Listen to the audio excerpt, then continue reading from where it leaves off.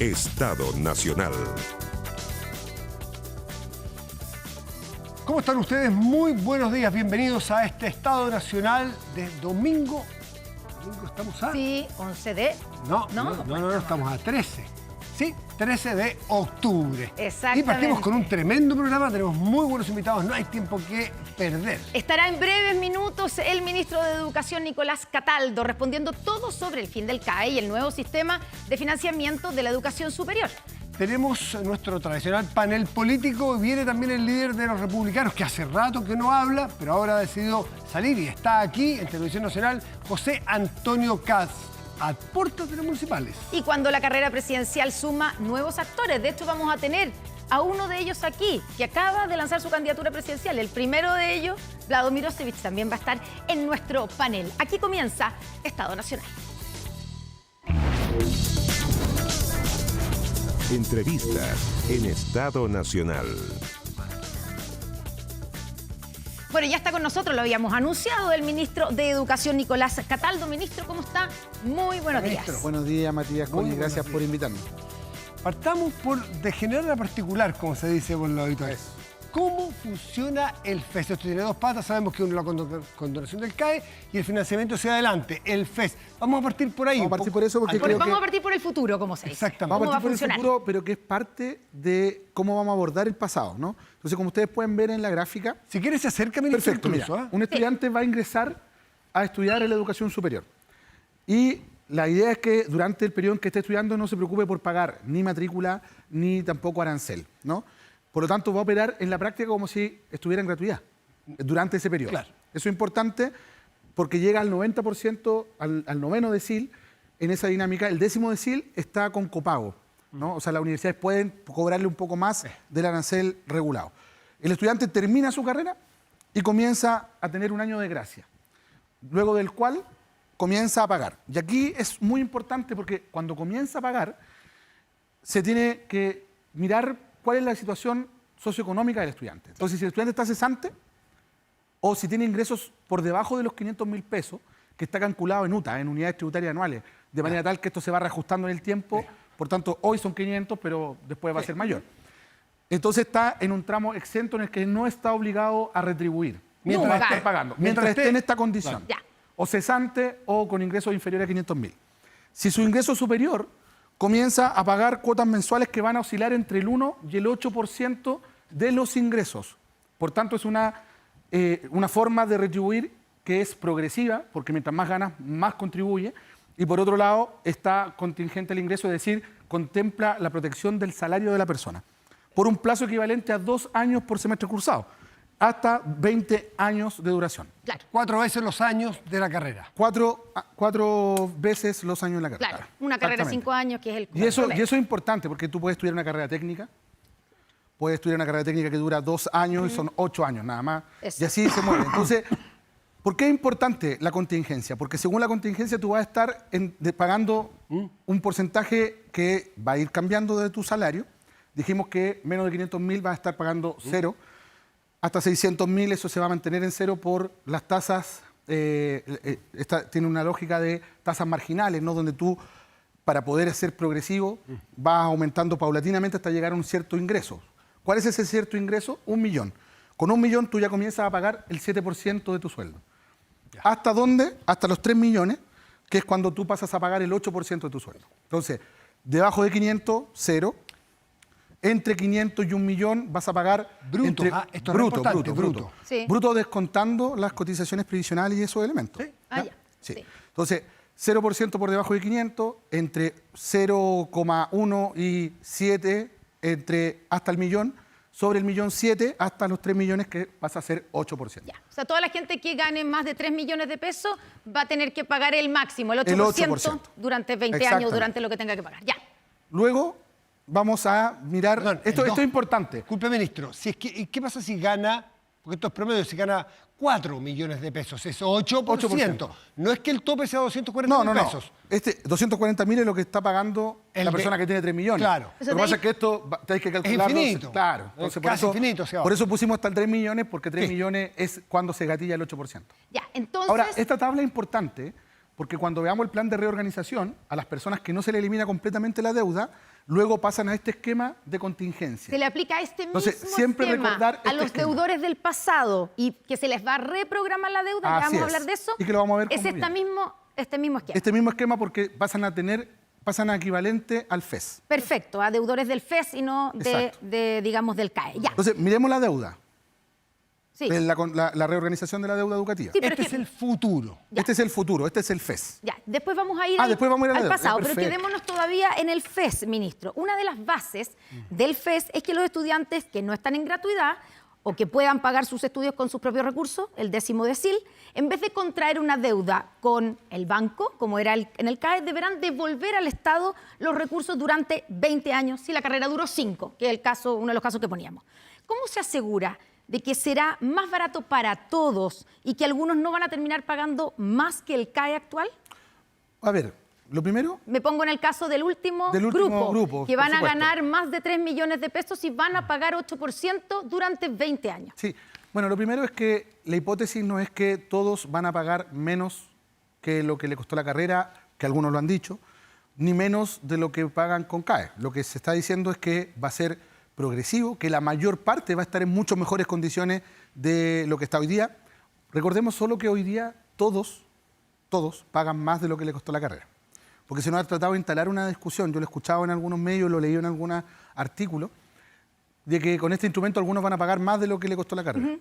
Y hoy día todos pagan más de lo que le costó la Ya, carrera. porque hay intereses. Pero Por supuesto. Claro, pero le hago una diferencia. Si una persona, si un estudiante está pagando el CAE o un crédito a tantos años, si puede llegar a pagarlo, se acaba el crédito. Aquí en este caso, la persona que va a pagar durante 20 años va a pagar igual, pese a que ya tal vez en el 10º año pagó lo que le prestó el Estado. Y también puede ocurrir que la persona no termine de pagar lo que costó la carrera. Pero ¿Por qué? ¿Por ¿Qué qué? porcentaje de estudiantes, en la proyección que tiene el gobierno, me imagino que tienen alguna proyección, va a terminar pagando más de lo que le habría costado el CAE? Muy poco, porque de hecho ya cuando hablamos de más de 3 millones de pesos, estamos hablando del percentil 95 de ingresos, es decir, el 5% de mayores ingresos, ¿no? Incluso es más, si uno se va al percentil 99, recién ahí estamos hablando de 7 millones, 8 millones de pesos. Son esos salarios los que van a terminar pagando más de lo que quizás le costó la carrera, que son precisamente las carreras, ojo, que si no estuviese estructurado de esta forma, estarían siendo subsidiadas por la otra. ¿Cuáles son las carreras de mayor ingreso? Medicina, Las ingenierías, las la medicinas. ingeniería, que son las que duran más de 5 años. Y por tanto, en la lógica de 2 años por semestre cursado, estarían siendo subsidiadas por los años adicionales que cuesta su carrera. Usted tiene claro que hay un porcentaje de chilenos o chilenas que van a pagar más incluso que el CAE, que va a ser más caro que el CAE. No necesariamente más caro que el CAE, podría llegar a serlo, todo depende de cuáles son los ingresos de las personas, Claro, depende de sin muchas duda, variables. de muchas variables, Ahora, claro. lo que también tengo claro es que la inmensa mayoría, más del 90% de las personas que estudian con este instrumento, van a tener mejores condiciones que con el CAE. A ver, si un estudiante, esto es muy interesante y se ha preguntado bastante, si un estudiante que está en los deciles 7, 8 y 9, que es para más o menos porque está pensado el FES, El FES también llega al 10. ¿eh? Ya. La única diferencia es que las instituciones pueden cobrarle por sobre la cobertura. Claro, y un estudiante está en el decil 7, 8 o 9 y su familia puede aportar algo, ya sea porque tiene unos ahorritos o quiere hacer un esfuerzo, puede ser. ¿Puede pedir al Estado la mitad, por ejemplo, de lo que cuesta su carrera y copagar el resto? ¿O esto es sencillamente blanco y negro? Tómelo o déjelo. Claro, es un instrumento que está estructurado pensando en que el aporte que hacen las personas después de que egresan logra reducir el impacto fiscal que tiene hoy el mecanismo de financiamiento crediticio, ¿no? Donde el Estado garantiza una parte significativa de esto, o en el caso del Fondo Solidario, las instituciones, que también tienen malas tasas de retorno. Por lo tanto, la lógica es precisamente que las personas puedan despreocuparse de eso y luego contribuyen. Porque no es un crédito, no es que uno pague una parte y luego entonces la deuda futura, Pero porque es un no es una préstamo, deuda. pero igual es un ¿no? préstamo, le están prestando plata. Y alguien puede hacer el cálculo de que... Claro, despreocuparse, usted dice, pero alguien dice, pucha, es que me estoy preocupando porque en mi proyección yo veo que a mí me va a salir más caro, puede decir alguien. Entonces, quiero la universidad, oiga, yo no quiero completo el FES, yo quiero pagar la mitad del copago. ¿Puedo o no puedo? No está estructurado así el instrumento. ¿Y está abierto que sea algún momento así, ministro? O sea, todos los aspectos de diseño se pueden revisar durante la tramitación legislativa, lo hemos dicho. De hecho, por ejemplo, está abierta toda la discusión respecto a la regulación arancelaria. Si uno mira la prensa de todos los días, desde que lanzamos el FES, porque claro, algunos actores se movilizan, otros escriben columnas de opinión y carta al director. Los rectores de la universidad. Entonces, ha habido toda una gran discusión respecto a la regulación arancelaria. Y que, ojo, no partió con la presentación del proyecto. De hecho, se anticiparon un par de semanas a esa discusión sabiendo que iba a entrar el proyecto. Pero si yo veo que me voy a endeudar 20 años y tengo un poquito de plata para aportar por mientras, ¿voy a poder? ¿Usted está abierto a que yo pueda copagar una parte? Es que, Matías, no hay otra forma de legislar. Yo lo he dicho 10 millones de veces. Perfecto. Es que quien llega con un proyecto de ley pero el proyecto grabado no en piedra tiene... está fregado. Ahora, pero ojo, el proyecto, solo para que quede claro, el proyecto como está ahora no tiene esa alternativa. no la tiene esencialmente porque el modelo que está construido, justamente para que sea responsable fiscalmente, supone que las personas van a estar aportando mucho menos de lo que lo han hecho y lo están haciendo con Pero está abierto a que siempre se puede revisar. O sea, podríamos pensar que en el trámite, en la tramitación legislativa, se acepte un copago por parte de los deciles 7, 8 y 9. No lo hemos dicho explícitamente. De hecho, por eso mismo, en la conversación con los rectores surge la apertura del copago en el 10º decil con el proyecto de ingreso. Ya, déjeme preguntarle eso. Si una persona de los deciles beneficiados, 7, 8 y 9, no quiere comprometerse a pagar 20 años al Estado, ¿ya? No quiere que el Estado le pague su carrera, por la razón que sea, porque tiene una plata guardada, etcétera. Y puede pagar el 100% de la universidad, incluso pidiendo, no sé, un crédito de consumo. ¿Va a pagar el mismo arancel que alguien que es del mismo decil, va a la misma universidad, pero sí adscribió al sistema? No regula aquello, porque el instrumento regula cuánto es la transferencia que el Estado hace a las universidades para solventar la educación de los estudiantes que están adscritos al financiamiento. Ya, pero si alguien no quiere adscribirse, ¿le va a costar lo mismo? Es voluntario, es voluntario. La persona, tal como lo dices tú, si la persona no quiere ingresar a estudiar a la universidad o al centro de formación técnica, donde sea que lo haga, bajo las reglas del FES, con el FES, ¿sí?, va a someterse a las regulaciones que la universidad le establezca. Entonces, un estudiante del decil 7, 8 o 9 que no quiere comprometerse, no quiere entrar al sistema, ¿va a tener que pagar una mensualidad igual a los del decil 10?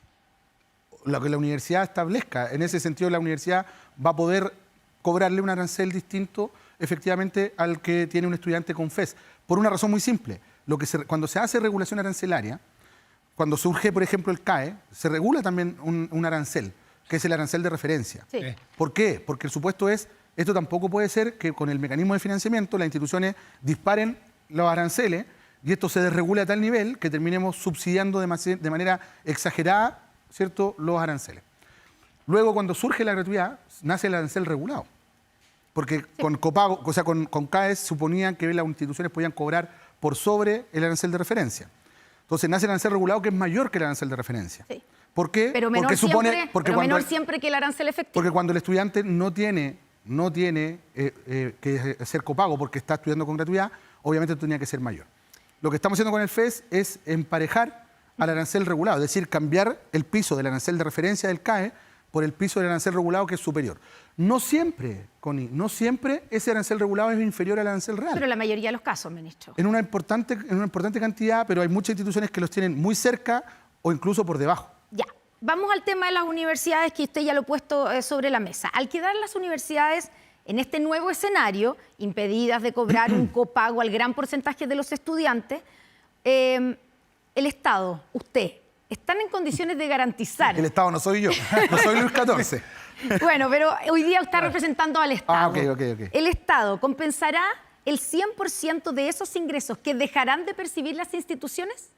No necesariamente, porque, a ver, mira, esto es re importante y tiene que ver con la estructura de financiamiento de las instituciones de educación superior que va más allá de los aranceles. Chile primero tiene una estructura de aranceles que es de los más caros del mundo.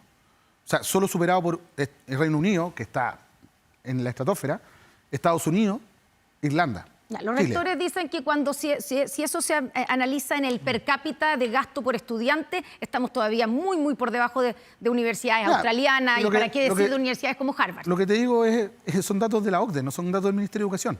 El informe Education at a Glance del 2022 señala claramente que los aranceles de la institución de educación superior en Chile están por sobre la mayor parte de los países de la OCDE, solo superados por lo que te dije recién. Dicho eso, y más allá de eso, la pregunta es, primero, ¿es razonable que todo lo que hace la institución de educación superior, particularmente con investigación, se cargue a la estructura de aranceles que se le cobra a los estudiantes de pregrado, es una primera discusión que creo que es relevante. Y ojo, ya la hemos dado antes, se dio con la gratuidad. En segundo lugar, cuando nosotros hablamos de que es importante racionalizar el gasto fiscal, que está implicando hoy día sostener tanto gratuidad como CAE, en el actual modelo tal como está concebido, la cantidad de recursos que implica del Estado, también lo que hay detrás de eso es la posibilidad de descomprimir la carga fiscal para derivarlo a otra área. Y una de las áreas... Ahí usted está cuidando, con toda razón, los recursos del Estado, ¿cierto? Sí, pero Connie, eso es, déjeme terminar la pregunta, pero eso es con el costo para la universidad de que usted le está impidiendo también es que si yo terminara la parte que me faltó cobrar lo que ellos normalmente cobraban a este grupo importante de estudiantes. Y entonces van a recibir menos recursos. ¿No hay un peligro de empobrecimiento de las universidades? Cuando te estaba tratando de terminar la pregunta, lo que te quería decir es que hay dos áreas en las que queremos derivar los recursos, que vamos a dejar de gastar. Uno es educación inicial, el otro es ciencias. ¿Y qué es lo que son las ciencias?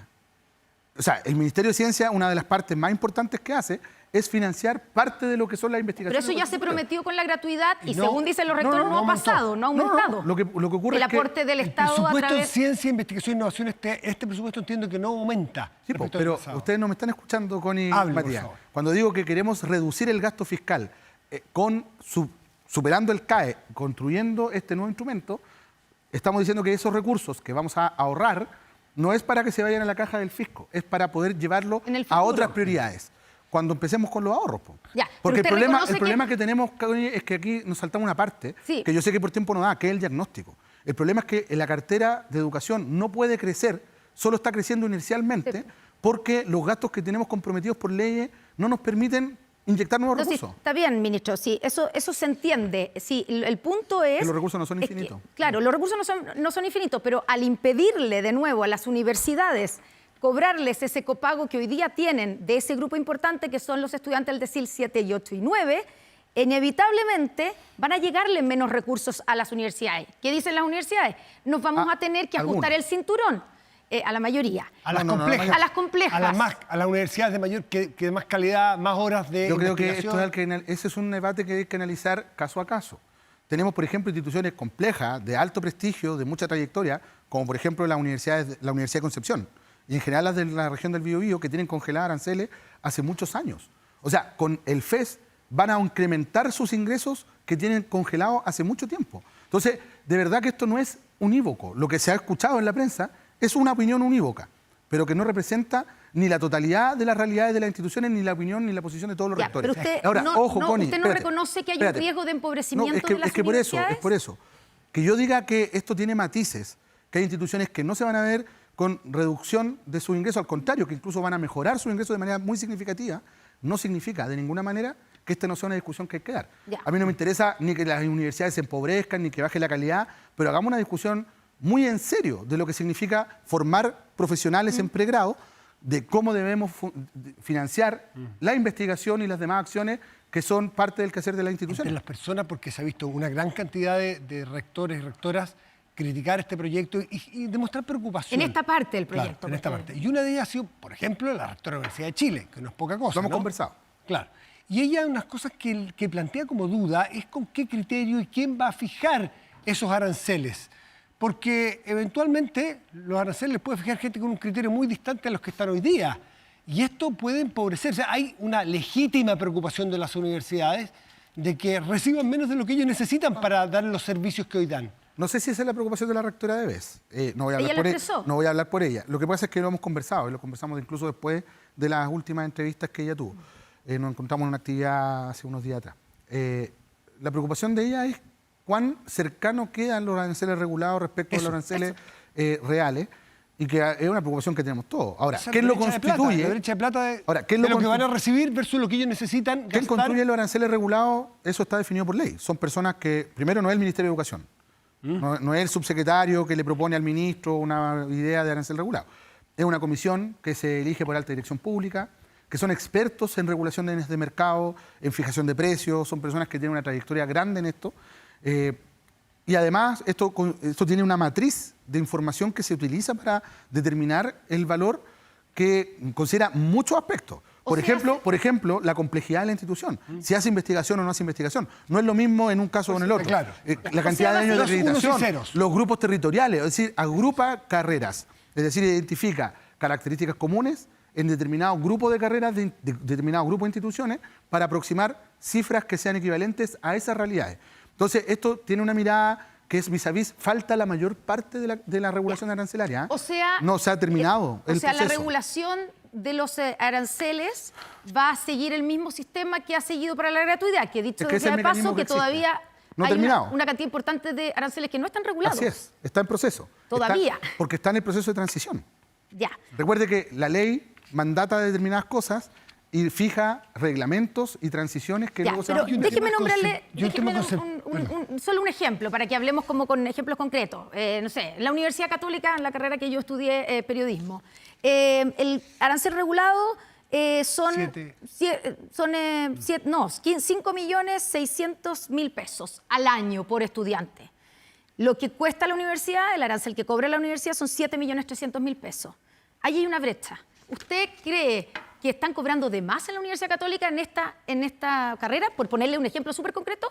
Es que no se Porque trata de hay lo una que- brecha que no está pagando, que lo tiene, que es un déficit para la universidad. Es que el ángulo de aproximación, Connie, creo que es incorrecto. No ¿Por se, qué? no se trata de si yo creo o no creo. Se trata de lo que la Comisión de Regulación Arancelaria, que está mandatada por ley, que está constituida por personas expertas en la materia, que analizan a través de una matriz que tiene criterios objetivos con los cuales aproximarse. Ya, pero eso produce un déficit. Pero la eso no- realidad de la Universidad Católica indica 7 millones versus 5 millones. Pero eso no significa que esa sea la realidad del costo de la carrera. Por eso, ¿están inflando los precios? Hay libertad para fijar precios. Hoy día no existe esa limitación, excepto para las personas que tienen gratuidad, para las instituciones que están adscritas a gratuidad. ¿Tienen miedo? Eso es lo que ocurre. Entonces, cuando tus aranceles están muy por sobre lo que el costo de la carrera, que está determinado por comités de expertos que analizan, que revisan todo lo que yo ya he dicho, según lo que establece la ley, o sea, hay un gap que efectivamente hay que discutir. Vamos a Ahora, terminar. lo que no significa, Connie, y con esto quiero quizás cerrar esta parte, que nosotros no sepamos que esta era la discusión que se iba a dar en la primera etapa de discusión del proyecto. Claro. Esta es La gran discusión. la gran discusión de este Está proyecto. empezando. Vamos a la siguiente lámina porque el tema del CAE, o sea, De los el tema deudores. de los deudores hacia atrás, Claro. cómo se condone, cómo se regula, quiero que la explique porque nos quedan poquitos Bueno, minutos. recordemos que en el caso del FES terminamos con un cuadrito Sí. Sí. que era la contingencia del ingreso de las Ingresos. personas, ¿no? Allí va a terminar esta parte. ¿Por qué? Porque luego de iniciar todo el proceso de reorganización se les va a asimilar a las condiciones del FES, según el plan de condonación. Entonces, lo primero es que las personas van a poder adscribir al plan de manera voluntaria. Ya. Ok. ¿Ya? Eso es lo primero. Un disclaimer antes. Es voluntario para todos ¿Menos? y se va a abrir una temporalidad de tiempo para que esa voluntad se exprese. ¿Cuánto tiempo? 2 meses y con la posibilidad de prorrogarlo un mes más. Ya. Luego, las personas que el Estado ya ha comprado sus créditos, si no adscriben en ese periodo, van a ser obviamente traspasados al FES de todas maneras, Ya. porque la deuda ya es fiscal. Sí. Los casos que se ha ejecutado la deuda. En los casos de que ya el Estado ha comprado esos créditos. El banco le ha dicho, señor Estado, Ya no es del cómpremelo. banco, es Estado Es con del la persona. Estado. Entonces, no es el 100% de las deudas. Los 100% de los créditos no los tiene el Estado, pero tienen una gran parte. Entonces, ahí las personas van a ser pasadas igual al FES, Obligatoriamente. pero sin los beneficios que voy a explicar a continuación. Entonces, quería partir con Los eso. únicos que pueden elegir son los que Son los están que lo todavía hagan bancarizados. voluntariamente en el periodo de transición. Entonces, lo primero es que vamos a tener una condonación inicial. Acá separamos el mundo en 4 categorías.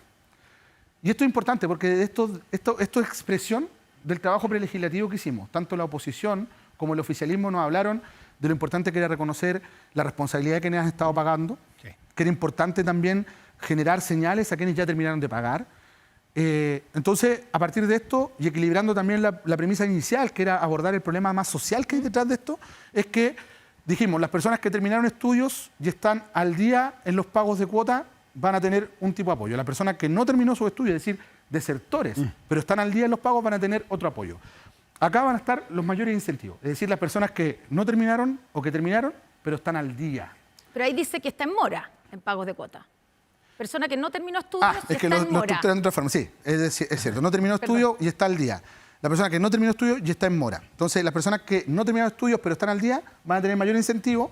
Las personas que egresaron y están al día, Más incentivo. el segundo mayor incentivo. Entonces, acá son 60 unidades de fomento y las personas que están en mora y que desertaron van a tener un 30 UF. ¿Ya?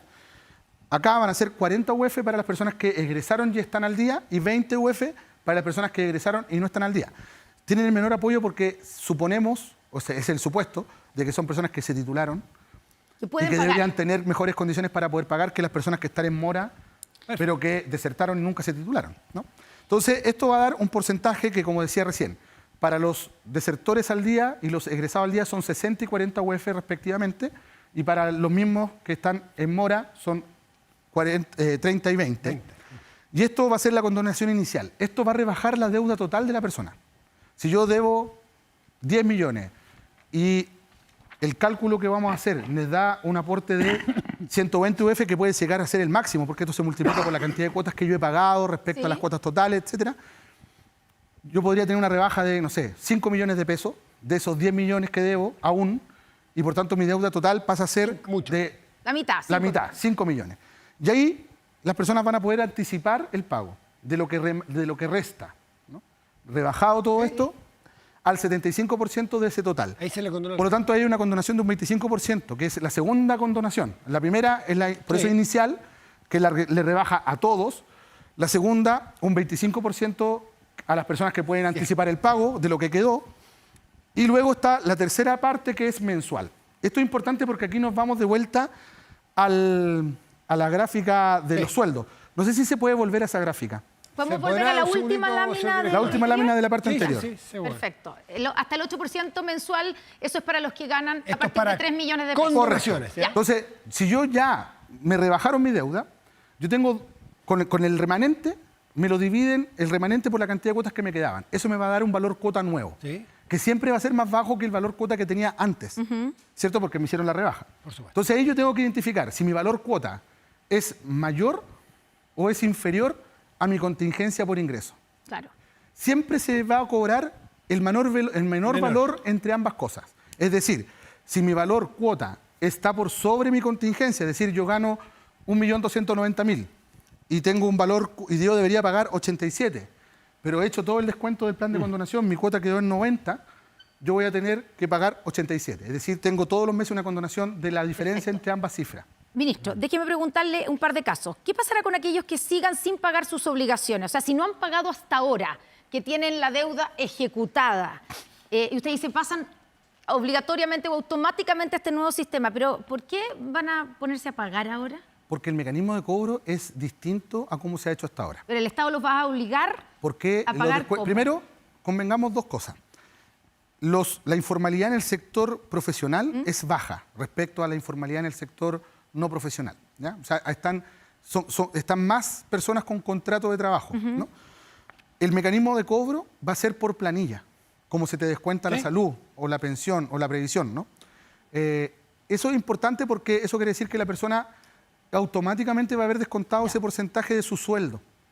Y el empleador es el que va a tener que hacerlo como lo hace con Previred cuando paga... Si no tiene empleador y es si no independiente. tiene operación renta.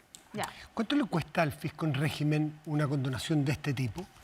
Mira, esto más que lo que le cuesta al Estado, porque piensa en lo siguiente, el Estado tiene adquirido más de 6 billones de pesos en créditos de personas que no han pagado al banco, que se ejecutaron y que el Estado compró. Por lo tanto, este plan de reorganización, en estricto rigor, lo que va a hacer es convertir una parte importante de esos 6 billones que ya compró el Estado en deuda cobrable. Porque hoy día es una deuda incobrable, es un activo tóxico. Ya, y en régimen Entonces, del el sistema futuro, mecanismo no es que el Estado va a tener que desembolsar más plata, sino que va a tener que hacer el ejercicio de recuperar lo que se va a poder recuperar y descontar, es decir, hacer la pérdida anualmente de lo que ya adquirió. El Estado ya gastó esta plata. Eso, Sí, con claro. eso con el CAE, pero solo para terminar, en el sistema futuro, en régimen, ¿cuánto debiera ser el costo? Porque se ha cuestionado los informes financieros que presentó el proyecto. Ahora, yo no puedo cuestionar el informe financiero porque efectivamente Pero eso es lo que nos va dice es exactamente Ya, pero la es que está hecho proyección. sobre el cálculo de la gente que tiene CAE hoy día. Y supuestamente uno debiera pensar que con este sistema va a haber más gente pidiendo el FESO, ¿no? No necesariamente, porque se calcula sobre el universo también de personas que tiene el sistema de educación superior y esto ya llegó a un punto peak donde ya hay una meseta y prontamente vamos a empezar a disminuir la cantidad de personas que acceden a la educación superior. O sea, este año, hace poquitos meses atrás, tuvimos una noticia bien contundente. tuvimos más personas muertas que personas nacidas. Eso es muy significativo. Nuestra población está envejeciendo. También tenemos que considerar la evolución de nuestra población para efectos de planificar estas políticas públicas. Ahora, lo más importante es que el proyecto genera ahorro rápidamente, según el informe financiero, porque la cantidad de recursos que hoy día el Estado pone por sobre y por bajo la línea es muy alta. Estamos comprando créditos, estamos poniendo recarga para poder hacer que los bancos entren al sistema. Estamos pagando sobreprecio, que está definido por ley. No es ilegal, porque suena sobreprecio, suena algo extraño, ¿no? Que es la famosa recarga. Estamos pagando las tasas y subsidios que la ley ya contempla, como por ejemplo la reducción del 6 al 2% para el estudiante. No es que los bancos dejen de recibir el 6. No. El Estado paga el 4. Entonces, toda la sumatoria de eso ha hecho que, si uno mira los gráficos, esto es como una boca de tiburón. Está abierto y va creciendo en el tiempo. Bueno, la discusión, como usted dice, recién empieza. Partiendo, es técnica a ratos, pero se puede entender perfectamente si uno entra y hay muchos agentes que han entrado al debate con columnas, opiniones, entrevistas, así que interesante lo que se abre como futuro y sobre todo hacia atrás con la condonación. Sí, Le agradecemos. mira, Matías, solo quería decir una cosa, si me lo permiten. Yo creo que el diagnóstico es bien contundente. O sea, socialmente esto no se sostiene, fiscalmente mucho menos. Es una necesidad. Chile tiene un 20% de su gasto en la ley de presupuesto es educación, que es de las cifras más altas a nivel OCDE. 5.000 millones. Más de 6 puntos del PIB en educación. Entonces no podemos tener los resultados que tenemos Y la mayoría de teniendo ese la presupuesto inversión está pública dedicado que a tenemos. educación superior. Efectivamente, más del 22% y más del 75% del 22% es CAE y gratuidad. Por lo tanto, yo quiero invitar a todo el sector político a que discutamos esto poniendo eso en perspectiva. Perfecto. Nada Muchas más. gracias, ministro. Gracias a usted. Muchísimas gracias. Te pillé, sí, te pillé, seguridad preventiva para tu empresa. Te pillé, vigila en tiempo real. Y si ven a un delincuente, bueno, disuaden por parlante y dan aviso a Carabineros. Te pillé, tecnología antidelincuencia para su empresa. No sea usted la próxima víctima y contrate su tranquilidad en tepillé.cl. No grave robos, evítelos con Tepillé. Nos vamos a la pausa rápidamente. Viene nuestro panel político. Recuerden, más adelante viene José Antonio Kast. Ya estamos de vuelta. Estado Nacional, ya con nuestros panelistas invitados. Oye, tenemos, hay que decirlo, el honor de tener Un desfile de candidatos presidenciales. candidatos presidenciales. Así va a ser hoy día nuestro programa. Y los que no son candidatos presidenciales son presidentes de su partido. Exactamente. Partimos por este lado. Presentamos al presidente de la UDI, Guillermo Ramírez, diputado. Bienvenido. Que aún no es candidato Que no soy presidencial. candidato presidencial, Aún. para que No lo nadie se descarta, confunda. no lo descarta. No, sí, lo descarto absolutamente. Tenemos una candidata presidencial, lo ha dicho. Jimena Rincón, presidenta del Partido Demócrata. Presidenta de Demócratas, a mucha honra, y el partido tendrá que definir el próximo año qué se hace, quién es. Usted ha dicho que está disponible. Yo, si el partido lo pide, voy a dar la pelea, pero eso todavía falta. Muy bien. Y por este lado, la presidenta del Frente Amplio, Constanza Martínez. Gracias por estar aquí. Bienvenida. Muchas gracias. Estoy muy contenta de estar aquí y no ser candidata a presidente. Oye, era de verde, ¿ah? Era de verde Sí. la invitación. Yo te No, dije, no nos llegó el mail. Yo te dije. Y el candidato presidencial del Partido Liberal, el diputado Vlado Mirosevic. Gracias por estar aquí. Muy buenos días, muchas gracias por la invitación. Ayer se lanzó. ¿Es este lanzamiento? A ver, fue un acto muy bonito, muy emotivo, muchísima gente ¿Por y qué muy, ahora, muy buena Vlado? energía. ¿Por qué este momento? A ver, yo tengo una angustia con Chile porque hay una ausencia total, una ausencia radical de un proyecto país. Chile no tiene proyecto país y esto no es un problema de izquierda ni de derecha. No podemos responder cuál va a ser la oferta de Chile en el mundo. No sabemos responderla y no tenemos un mínimo común tampoco. ¿Y los empleos de qué dependen? Dependen de esto. Ya, ¿y usted Entonces, cree lo que nosotros es la queremos persona... hacer es poner en el centro de la conversación un pacto del mínimo común para que Chile tenga un proyecto país que no deje pasar la única oportunidad que tenemos, que nuestras generaciones pasadas no tuvieron, y es que Chile sea líder mundial en la economía verde. Ahí están los empleos de los futuros chilenos. Entonces, frente a eso, frente a esa ausencia tan radical de la política, estamos preocupados de otras cosas, Ya. pero no hay un norte. Entonces nosotros queremos proponer un norte, y eso significa un pacto. Un pacto mínimo. Vlado, me quiero agarrar de lo que usted dice y estamos preocupados de otras cosas. Jimena Rincón, esta semana la muestra un botón. La política ha estado centrada en acusaciones constitucionales que no prosperaron, que fueron fallidas, que dieron nuevamente para la división, incluso dentro de los propios pactos.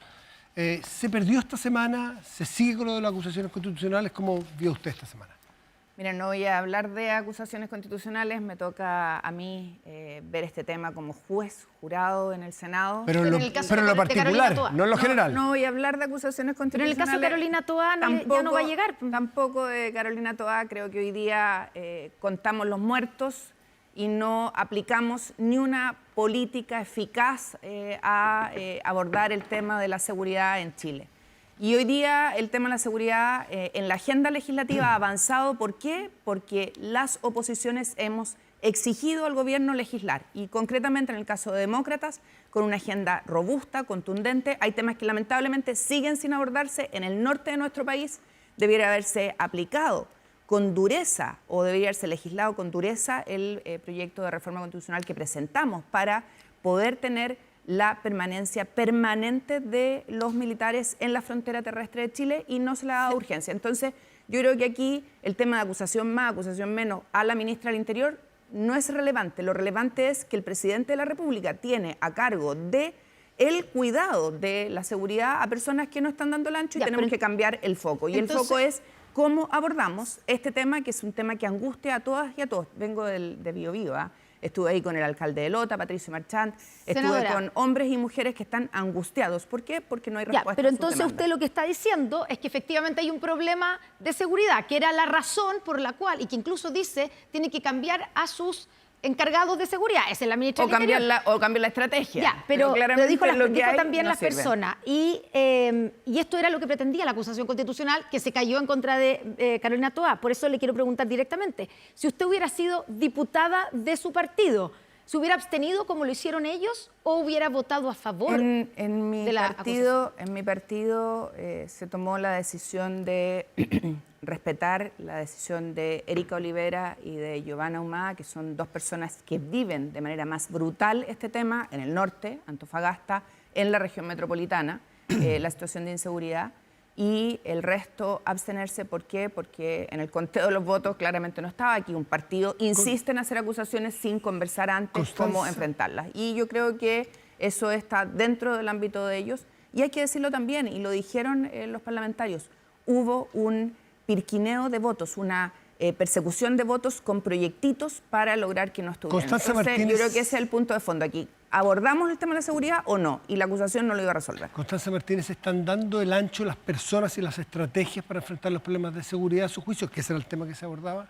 O sea, a mi juicio, durante estas últimas semanas, la derecha y la oposición en general han tenido un doble estándar en materia de seguridad, porque dicen estar muy preocupados por ello y primero presentan acusaciones constitucionales sin fundamento, donde además no se gana, donde se pierden semanas valiosísimas para avanzar, por ejemplo, en el Ministerio de Seguridad y donde además han sido verdaderas cortinas de humo para tapar los terribles casos de corrupción que hemos visto durante estos últimos meses. ¿Y por qué lo digo con tanta dureza? Porque además esos casos de corrupción son precisamente uno de los factores principales para poder abordar con seriedad y con profundidad nuestra crisis de seguridad. Si tenemos jueces, fiscales, también hay algunos altos funcionarios de la Policía de Investigaciones que están involucrados en este caso. En el caso Hermosilla, donde hay exministros de Estado por parte del exgobierno del presidente Piñera. Entonces, estamos horadando las instituciones que precisamente tienen que estar fortalecidas para poder abordar este tipo de problemas. El gobierno se ha hecho cargo desde el primer día en poder abordar con profundidad el tema de seguridad y en eso requerimos unidad nacional, requerimos propuestas en vez de simplemente hacer anuncios altisonantes que no tienen efectividad. Unidad nacional, dice usted, las oposiciones dicen que ellos han estado por votar con ustedes y que dentro de sus sectores que no le dan unidad nacional. Yo al ver este tipo de acusaciones que además... No, tienen, los votos, me refiero a los votos. Es que Los votos de creo los que la votos son discusión, socios la discusión los que no- es importante porque esta semana hubo acusaciones constitucionales que fueron cortina de humo y donde además no hubo ni siquiera el acuerdo entre la propia oposición. Entonces están traspasando una discusión interna que me parece legítima, pero que no tiene que ver con horadar una vez más nuestras instituciones, que creo que con el silencio permanente y con las cortinas de humo no han sido capaces de poder responder. Guillermo Ramírez, ¿fue una cortina de humo la acusación constitucional en contra de la ministra Toa para dejar de hablar del caso que tanto afecta sobre todo a su sector y a su partido? No, para nada. De hecho, uno no quiere que se tapen los casos de corrupción. Uno lo que quiere es que se investiguen y que se sancionen.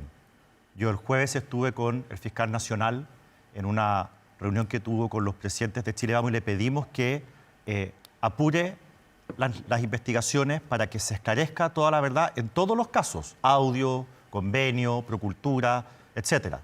Porque aquí pareciera que algunas causas avanzan más rápido que otras y eso, la verdad es que puede agradar también la ¿A qué confianza se en las refiere? instituciones. El Ministerio Público Pero- está profundizando su investigación en aquellos que eventualmente afecten a la oposición y A está todo. dejando de lado los que eventualmente afecten a los partidos de gobierno. ¿Eso O quiere sea, decir? esta semana resultó, ¿cómo decirlo? Algunos medios de comunicación lo pusieron de forma escandalosa, ¿cierto? Después de 15 meses recién se allana tal oficina o tal lugar, o se le pide el celular a tal persona, en este caso, Procultura, en el caso de la doctor, Fundación el doctor Procultura, Larraín el de doctor Larraín. Procultura. Entonces, ese tipo de cosas de por qué pasan 15 meses... ¿Por qué pasan? no sé, pues fuimos donde el fiscal y dijimos, ¿Qué mire, les dijo? este tipo de cosas al final horadan la confianza en las instituciones y para que las instituciones funcionen es muy importante que la gente confíe en ellas. Pero volviendo al ¿Qué les tema... dijo el fiscal No, que él respondió? está de acuerdo en que es importante que la gente mantenga la confianza en las instituciones. Él nos aseguró que se está avanzando. Lo que pasa es que la causa es secreta. Y si esa es la respuesta, yo me doy por satisfecho. Yo no quiero que se haga un show mediático para sacar provecho político. Lo que yo quiero es que se avancen las investigaciones, aunque sea en forma secreta, para que finalmente se haga justicia. Ahora, usted fue durísimo con el Partido Republicano por la acusación de Carolina Toá. ¿Sigue pensando que fueron amateurs y poco profesionales en la presentación de esa acusación? Lo que pasa, Constanza, es que hoy día los chilenos están sufriendo una enormidad por el tema de orden público y de seguridad. Es impresionante cuando se presentó la acusación constitucional cómo desde la izquierda trataban de hacerle creer a la ciudadanía que todo esto es fruto de la imaginación de los chilenos. Mostraban cifras que decían que Chile estaba mejor que antes. Una cosa, de verdad, que la gente en la casa, yo me imagino que miraban con indignación, con rabia. Porque cuando la política Entonces, se ¿por qué niega... critica- Un entonces, segundo, ¿por voy qué para allá, voy para allá, critica- se voy a contestar tu pregunta. Cuando la política se niega a la realidad, la gente se queda sin esperanza. Dice, bueno, si desde la izquierda me dicen que estamos mejor, entonces no van a arreglar el problema. Van a seguir igual. Entonces, la verdad es que esta semana hubo un motivo más de desesperanza para los chilenos con la defensa que hizo la izquierda de la acusación constitucional. Es tan grave lo que está pasando que yo creo que esta acusación se podía ganar. Pero no se ganó porque el Partido Republicano la presentó de manera torpe. Y lo hizo de esa manera, al final, cuando uno dice, mire, el Partido Republicano anuncia la acusación, nosotros le decimos, se justifica plenamente, está la escoba en materia de seguridad, el presidente no ha hecho cambios en el equipo, si mantiene el mismo equipo vamos a seguir igual, la gente está desesperada, vamos con la acusación constitucional. Y la verdad es que el Partido Republicano se niega a trabajar con otros, si ese es el problema. Nosotros le ofrecimos ayuda para escribirla, para entregarles antecedentes, para incorporar a otras oposiciones, para conversarlo entre nosotros, para construir una mayoría. Y el Partido Republicano rechazó todo eso.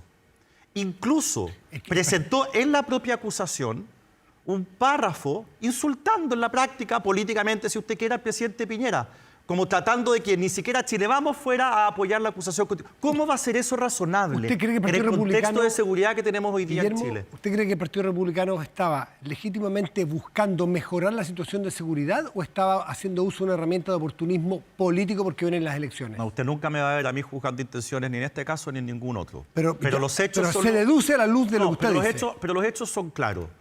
Acá hubo un apuro, priorizaron mucho esto de que quedara claro quiénes eran los autores, la paternidad de la acusación, y hubo poca preocupación respecto a ganarla. Esa es la verdad. Y el resultado al final que vimos es fruto de esa forma de presentar la acusación, una acusación que, teniendo los elementos para ganarla, teniendo los argumentos de fondo, se pierde por temas de forma. Y eso finalmente es lo que uno lamenta.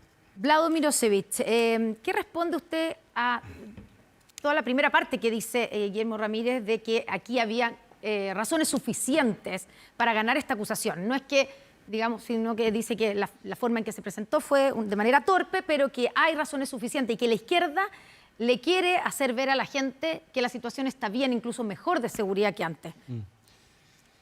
A ver, si ponemos una gota de honestidad en la discusión, vamos a llegar rápidamente a la conclusión de que, incluso cambiando el equipo, como pide la oposición, la verdad es que aquí hay un problema de capacidad del Estado. Incluso cambiando al presidente. Miren, cambiamos al presidente mañana.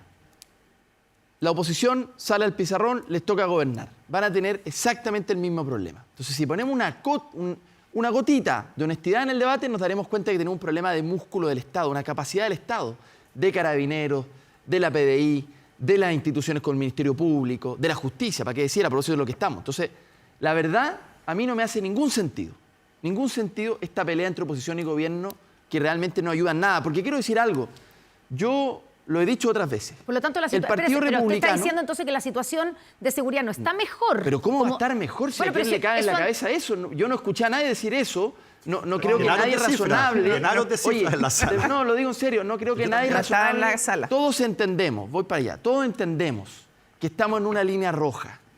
Que si Chile hoy día no fortalece su capacidad del Estado, el crimen organizado se nos mete y tenemos que frenarlo. Pero eso no es un problema de izquierda o derecha, dejémonos de tontera.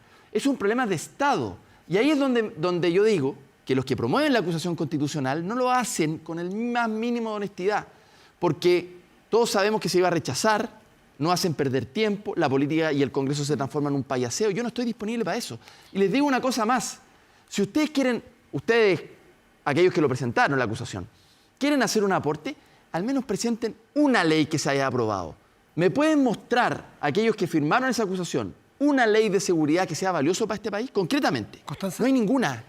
Es que no hay ninguna. Constanza, estamos en línea roja, dice Vlado Mirosevic, en materia de seguridad.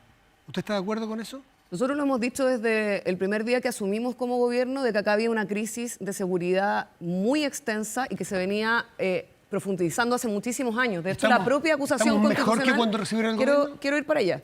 Cuando la propia acusación constitucional señala la responsabilidad del gobierno Piñera. Yo creo que por eso quizás hubo este malestar, precisamente porque hay una discusión de fondo en la propia derecha que tratan de imponer sobre esta acusación. Hay un problema profundo, donde había una crisis migratoria totalmente desatada en el norte, donde hoy día tenemos, por ejemplo, trabajo 24/7 en la frontera, donde los militares están en la frontera hoy día trabajando, donde hubo una disminución de cerca del 44% de la violencia en la macrozona sur, y donde creo que el principal problema en seguridad tiene que ver con las zonas densamente pobladas, donde hay un aumento de la criminalidad organizada, que es algo que el subsecretario Monsalve y la ministra Toa dijeron desde el primer día y que se ha estado trabajando. ¿No Por está ejemplo, mejor la situación lo que estamos desde diciendo, que ustedes tomaron el gobierno? Usted fue delegada presidencial. yo creo que ha habido avances sustantivos en algunos espacios y por eso hago el énfasis en la macrozona norte. Estuve en Tarapacá hace pocos días y el nivel de la cantidad de homicidios, la cantidad de ingresos regulares ha bajado. Y eso es dato. Dato mata relato y por lo tanto eso es un dato. Sin embargo, el dato no basta con ser suficientemente empáticos y urgentes en entender el dolor que tiene la ciudadanía, y en eso yo como exdelegada también lo veo. No podemos tener una política que no aborde con celeridad y urgencia y profundidad el tema de la seguridad, y por eso lo que yo he visto es simplemente aumentar la capacidad del miedo de la ciudadanía, pero no se dan propuestas. No hay propuestas más que salga alguien o no dentro del gobierno, pero hoy día el gobierno ha hecho un esfuerzo presupuestario que ha sido enorme, 15% más de recursos en materia de seguridad. Nosotros cuando llegamos el parque vehicular estaba en el 50%. Hemos avanzado en poder tener un plan nacional contra el crimen organizado precisamente para mejorar las capacidades de la Fiscalía y también de las policías, y por lo tanto lo que espero yo es que en una materia de seguridad donde necesitamos un Estado cada vez más organizado tengamos la capacidad de ponernos de acuerdo. Si el Estado, Guillermo Ramírez dice Vlado, es el Estado el que falla, pero son los agentes políticos, ustedes en buena parte, no son solo ustedes, los que no logran ponerse de acuerdo y tener unidad de propósito común. Guillermo. Yo creo que el emplazamiento que hace Vlado es delicado, y lo digo con el respeto que te tengo, Vlado, porque cuando tú dices, muestra el proyecto de ley, yo quiero decir dos cosas.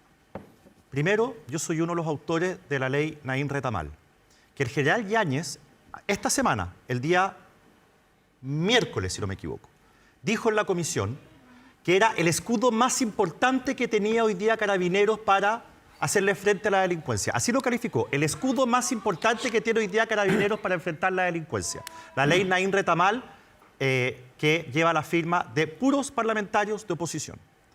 Lo segundo, Vlado, tú cuando dices muestren un proyecto de ley, está lleno de ejemplos, y tú lo sabes, tú no eres parte de eso, ¿ah?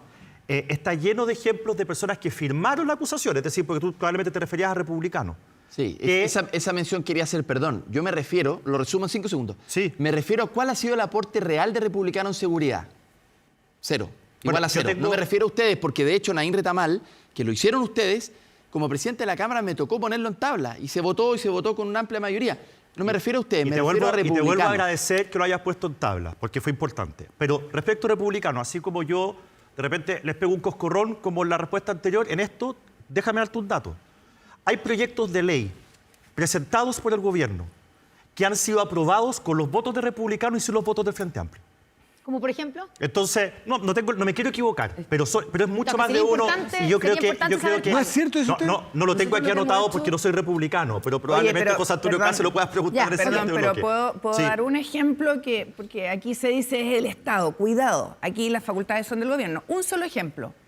Tuvimos que mandar a mixta la ley antiterrorista desde el Senado porque se opuso el Partido Comunista y el Frente Amplio a las acciones intrusivas en teléfonos para garantizar las acciones de seguridad.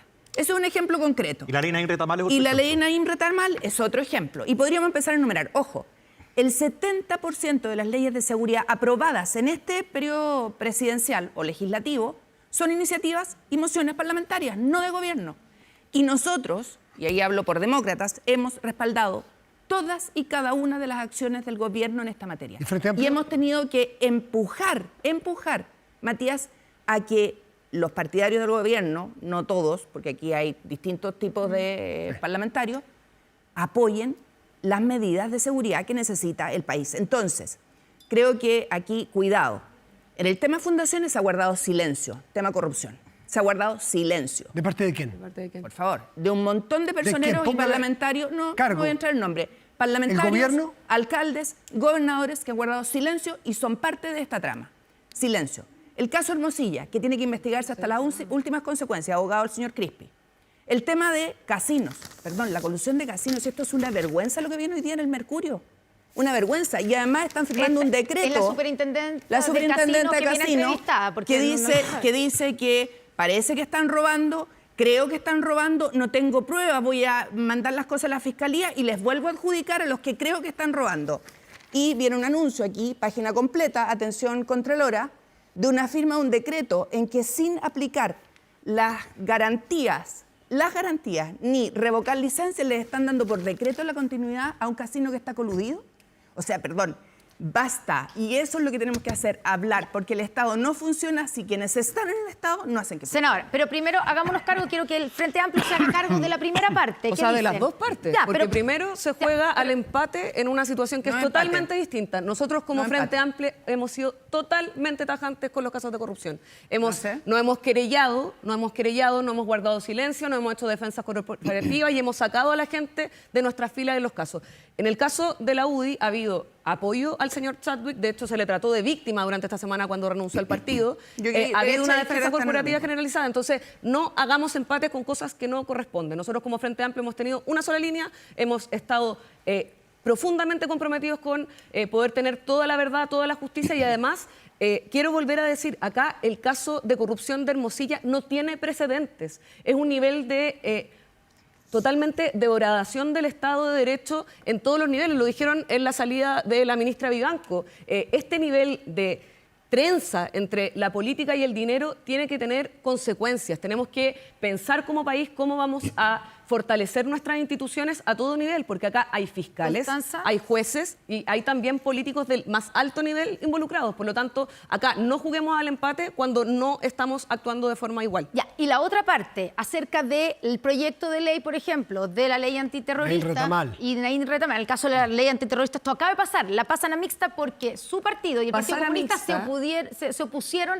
a la parte de la interceptación Sí, pues. telefónica. Pasar a mixta tiene que ver con que en el debate legislativo uno puede proponer elementos para mejorar y que los Porque proyectos se puedan salir de opusieron, mejor pero, forma. Constanza, Yo te ¿por qué escuché se con opusieron? Y que mucha termine atención. y luego- Así que me luego dejan Jimena. terminar, Pero por se favor. opusieron por favor. ustedes a eso, ¿no? Nosotros lo que hemos dicho es que muchas veces complementar un proyecto de ley para que haya garantías tanto para los acusados como los acusadores es necesario. Y eso necesita fortalecimiento Usted no estaba en contra, Estado. quería Y por mejorar eso el proyecto. queremos mejorar el proyecto y eso es legítimo. Pero Yo están en también contra de lo autorizar que las quiero- interceptaciones telefónicas. Necesito que me dejen contestar, porque lo que he tratado de plantear es participar del debate legislativo para que tenga buenos estándares es algo bueno que pase en el Congreso. En casos de secreto bancario o también de la inteligencia económica, ha habido silencio por parte de la oposición. No, llegamos a un acuerdo. Al parecer, porque no lo han apoyado nunca. El secreto bancario lo han Perdón, obstruido cada acabamos vez de que se llegar a un aprobar. acuerdo con tu aprobar, gobierno. Pero recién. Después de cuántos años de secreto bancario, Llegamos 2 a un años. Entonces, acuerdo con tu en ese caso está bien participar de una discusión. No, pero Ellos por pueden informarse. toda la legitimidad de poner puntos sobre la mesa. También pueden pero querer cuando mejorar un Por proyecto. eso,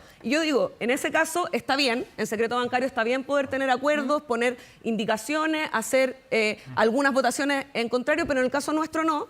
Entonces digo, no, acá tratemos de tener un solo estándar y el que nosotros estamos tratando de tener es un estándar en el que podamos llegar a acuerdos, sobre todo en una materia sensible. Antes de como pasar a esa. Vlado, a darle la palabra a Vlado, solo para que quede bien claro, Constanza, en ese afán por perfeccionar o mejorar la legislación, ¿ustedes están en contra de autorizar las interceptaciones telefónicas? No, lo que hemos trabajado es que eso tenga estándares altos para que no haya, por ejemplo, Perfecto. persecuciones individuales, porque hemos visto, de hecho, en estos casos, que había altos pensioneros de la Fiscalía y también del Poder Judicial que requiere un contrapeso. Y eso es bueno, poner contrapesos a las instituciones, porque si no lo que vemos son macroinstituciones que no tienen contrapeso ni ningún tipo de fiscalización, y eso también puede ser un elemento que tenga afectación a nuestra institucionalidad. No es tan Vlado difícil Mirosevic. de entender. Connie, puedo decir dos cosas que me parecen bastante falsas como premisa de toda esta conversación. La primera, y seamos honestos en esto, a este gobierno le estalló una crisis de seguridad que estaba fuera de los planes de cualquiera. Venía gestándose el gobierno anterior, estalló en esta. No es que este gobierno no haya puesto lo suficiente, no se trata de un problema de voluntad. Es un momento histórico, esto le está pasando a muchos países en el mundo, después de la pandemia. Nos está pasando a nosotros porque estas bandas internacionales de otras partes de América Latina se internacionalizaron con fuerza durante la pandemia. El punto está, ¿cuál es la respuesta del gobierno? Sí, pero lo que quiero decir... A todo digamos, gobierno le puede llegar una crisis. El tema es cómo la déjeme decir resuelve. esto. A su juicio, ¿cómo la ha resuelto el gobierno Sí. estallido de una No, crisis? si esto no lo va a resolver un gobierno No, pero ¿cómo lo ha particular. hecho? Matías, seamos honestos. Esto no lo va a resolver un gobierno en particular. Y no es cierto que ha sido solo un problema de voluntad de un sector u otro, porque cuando firmamos el primer fast track de 36 leyes de seguridad, fue un acuerdo de izquierda a derecha que firmamos con la Moneda, con el Senado y con la Cámara cuando a mí me tocó presidirla, y ese fast track ha avanzado significativamente. Y ahí hay proyectos de todos los colores. Hay de izquierda a derecha, da lo mismo, vienen del gobierno. Entonces, ¿qué es lo que quiero decir? Esos proyectos han sido aprobados por amplísima mayoría, si no por unanimidad, la mayoría de ellos. Entonces, está bien, yo entiendo que la polarización es parte de un negocio, pero digámosla firme, todo el mundo político ha puesto todo el esfuerzo para que esto se resuelva. Pero la verdad, no es solo un problema de voluntad, tenía un problema de músculo. Chile no estaba preparado para esto. Entonces, le tocó al presidente Boric, le tocó enfrentar, y yo creo que lo ha enfrentado con decisión, con coraje, poniéndole plata a carabineros, comprándole vehículos. Si no habían vehículos de carabineros, 50% de la flota estaban en los talleres. Entonces, lo que quiero decir es que dividir esto como que fuera, no, es que aquí tenemos una diferencia fundamental porque ustedes no votan, no es tan cierto. La mayoría de las leyes de seguridad se aprueban por amplísima mayoría en Chile. Entonces, por eso es que el país está trabado. Por esta conversación, el país está trabado porque estamos en esta. Destrabemos. Diputado, hoy, digamos, Constanza Martina puso sobre la mesa el tema del famoso caso Audios, que ha tenido diferentes aristas y esta semana se han hecho, o se han, digamos, llevado adelante acusaciones constitucionales en contra de jueces. Salió la ministra Vivanco y una de esas acusaciones unida a la ministra Vivanco está también la de Sergio Muñoz, que hoy viene en una entrevista diciendo que están buscando una vía oblicua para sacar a este juez que está fallando en contra o no está acordes a sus intereses. Guillermo Ramírez, ¿qué le responde a Sergio Muñoz? Porque le está apuntando a su sector. Sí, le respondo con lo que decía el mismo Jorge Correa Sutil. De ser cierto lo que se le acusa, esto sería gravísimo. Lo que pasa es que no están las pruebas suficientes. Yo creo que sí están las pruebas suficientes. No lo estamos acusando por sus fallos. Porque para que la gente en la casa nos entienda, en Chile tú no puedes remover a un juez porque no te gustan sus fallos. Y está bien que eso sea así. Y nosotros lo respetamos y somos institucionales. Y si hay un fallo que a nosotros no nos gusta, lo acogemos como propio. Pero sí se puede acusar a un juez cuando se le acusa de cosas que no tienen que ver con su labor jurisdiccional, sino que son problemas más graves. En este caso en particular, su hija conoció, descontenió una sentencia antes que cualquier otro chileno. Tuvo información que ningún otro chileno tiene, para lo cual pudo tomar decisiones de orden económico que la favorecieron. ¿Y por qué no lo acusaron antes si esos hechos son del año 2022-2023? Muy buena pregunta, porque una de las cosas... Parece evidente que es para netear la salida de otros jueces que no son de su... Y el abogado defensor, el abogado Jorge Correa, si usted hace caso a él, dice que pudiendo eventualmente haber conocido información, tomó decisiones que iban en contra de la información que tenía. Por lo tanto, no se habría beneficiado de esa Inhabilitarse, información. dice usted. No. Por ejemplo, seguir comprando un departamento cuando tenía información de un fallo que venía en contra de ese proyecto. Pero no en ese caso particular de Fundamenta. En ese caso particular no fue así, porque ella retira la inversión que quería hacer. Pero sobre la pregunta de la Connie de por qué ahora, porque el caso Audio desnudó algo y nos hizo ver a todos, nos desengañó a todos, derecha e izquierda, que estaba pasando en el Poder Judicial y que no habíamos visto. Pero lo del juez Sergio Muñoz no tiene nada que ver con el Sí, caso tiene Audio. mucho que ver, porque lo del juez Sergio Muñoz estaba en la Comisión de Ética de la Corte Del Poder Suprema. Judicial. Entonces, uno decía, bueno, si está en la Comisión de Ética de la Corte Suprema, va a haber una sanción. Pero el caso de Audio lo que deja en claro es toda esta trama de influencias cruzadas en las que se hacen favores y se influencian unos a otros. Y la verdad es que el caso Audio, por lo menos a mí lo que me produjo fue, aquí no va a haber sanción en la Comisión de Ética. Acá importa cuánto pesas tú, tu nivel de influencia, tu nivel de poder. Y por lo tanto no va a pasar nada. Y tengo la impresión que si se rechaza la acusación, el tiempo nos va a dar la razón, no va a pasar nada.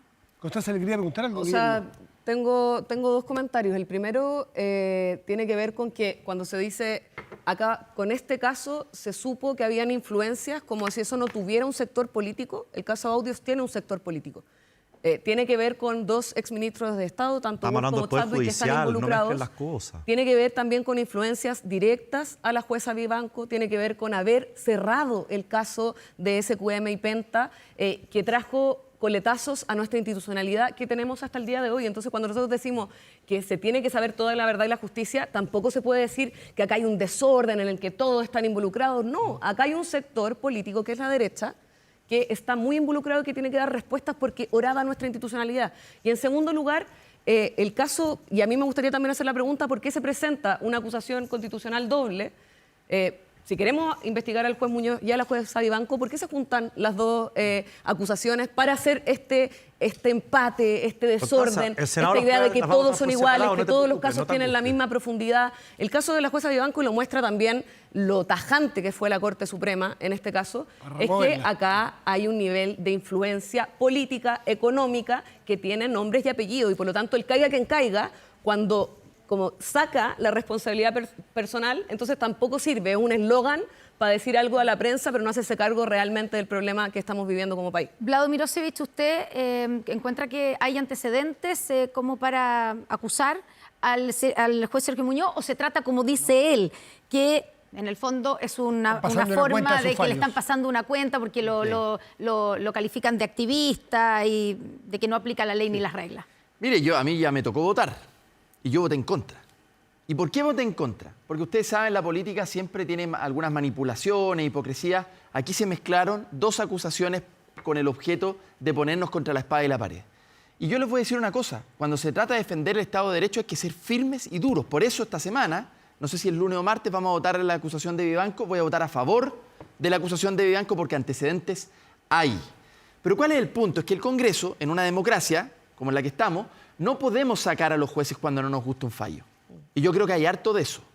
Hay harto de que... ¿Usted cree que en el caso del juez Sergio Muñoz están pasando la cuenta por sus fallos? Mire, yo creo que ISAPRES y RICS, es decir, un juez que ya se le tenía hace rato la mira puesta. Ahora, mire, voy a explicar una cosa súper concreta.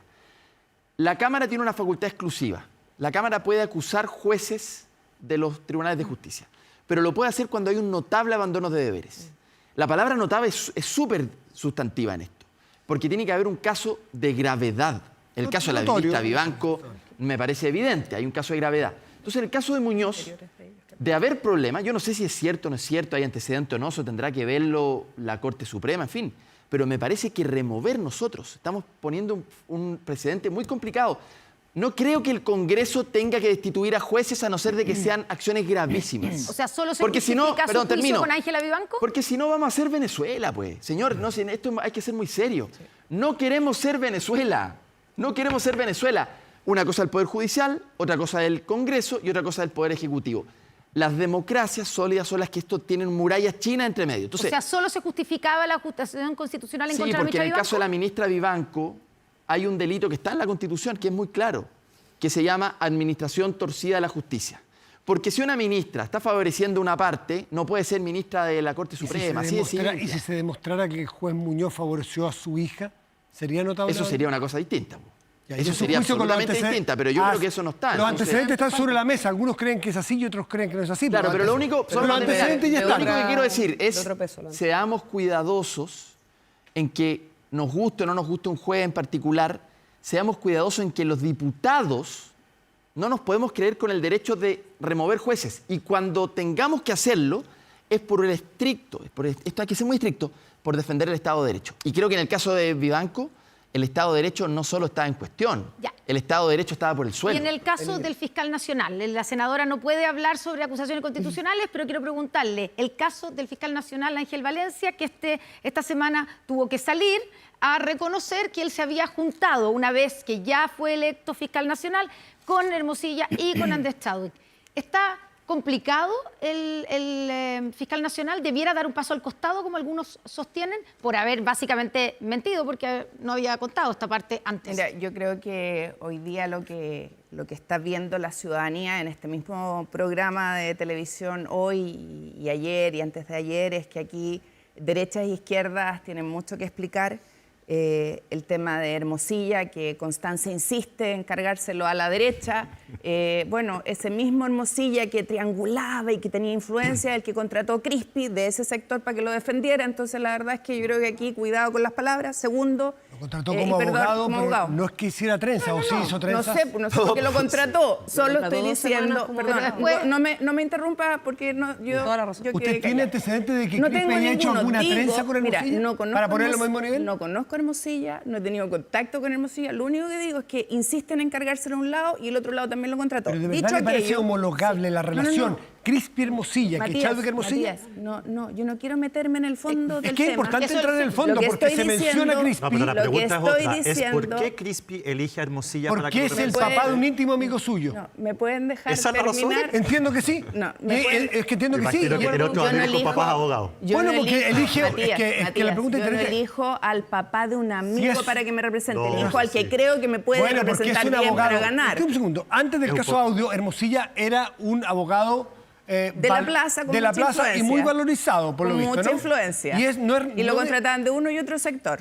¿A ustedes les parece de verdad que es equiparable la relación Chadwick, Hermosilla y Crispi Hermosilla?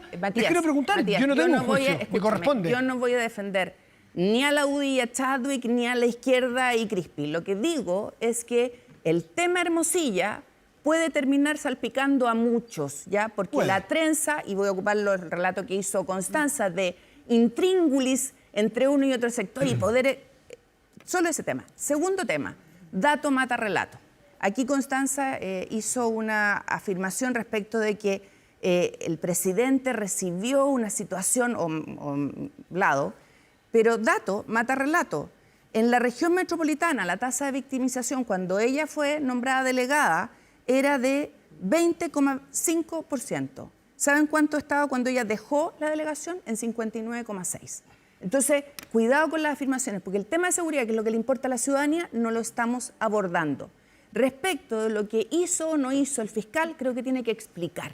Ya. Tiene que Más explicar. de lo que ha explicado. Por cierto, porque ¿saben qué es lo que pasa? Miren, si esto es al final lo mismo que uno, y yo fui a hablar con el fiscal como con 5 familias del Maule, porque los casos no avanzaban, homicidios, asesinatos, etcétera, y uno dice, oye, ¿por qué no avanza? Y al final uno empieza a ver una triangulación y unos contactos medio extraños entre el juez, el no sé cuál, y uno va a decirle, por favor, aclaren, ¿por qué? Porque si hay algo que es cierto, es que el Estado tiene que dar garantías a todas y a todos, y eso no está pasando.